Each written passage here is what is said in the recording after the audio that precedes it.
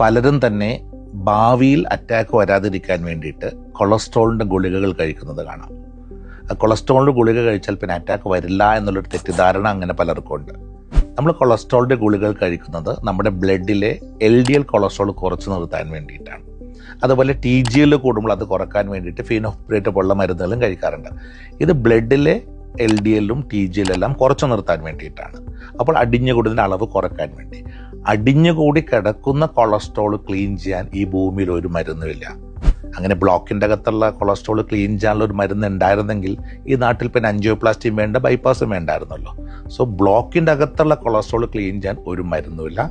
ചിട്ടയായ വ്യായാമത്തിലൂടെയും ഡയറ്റ് കൺട്രോളിലൂടെയും നമ്മുടെ body weight കുറച്ചുകൊണ്ടിരിക്കുമ്പോൾ, ഇപ്പോൾ 160 സെൻറ്റിമീറ്റർ ഹൈറ്റുള്ള ഒരാൾ, അയാൾക്ക് 60 കിലോ ആണ് ഒപ്റ്റിമം വെയിറ്റ്. അതിപ്പോൾ 80 കിലോ ഉണ്ടെങ്കിൽ നമ്മൾ ഡയറ്റ് കൺട്രോളിലൂടെയും വ്യായാമത്തിലൂടെയും ആ 20 കിലോ കുറക്കാൻ ശ്രമിക്കുമ്പോൾ ഓട്ടോമാറ്റിക്കലി ശരീരത്തിൻ്റെ എല്ലാ ഭാഗത്തുള്ള കൊഴുപ്പ് കത്തിപ്പോകുന്നതിനനുസരിച്ച് ഈ പ്ലാക്ക് റിഗ്രഷൻ, ബ്ലോക്കുകളുടെ അകത്തെ കൊഴുപ്പ് എടുത്തു പോകാൻ സാധ്യതയുണ്ട്.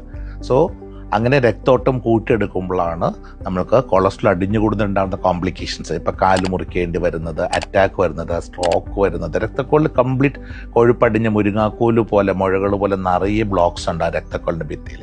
ഇത് കംപ്ലീറ്റ് പതുക്കെ ചെറുതായി വരാനുള്ള സാധ്യത തെളിയുന്നത് ഡയറ്റ് കൺട്രോളും വ്യായാമത്തിലൂടെ മാത്രമാണ്. അല്ലാതെ ഈ ബ്ലോക്കുകൾ ചെറുതാക്കാനുള്ള ഒരു മരുന്നും ഈ ഭൂമിയിലില്ല.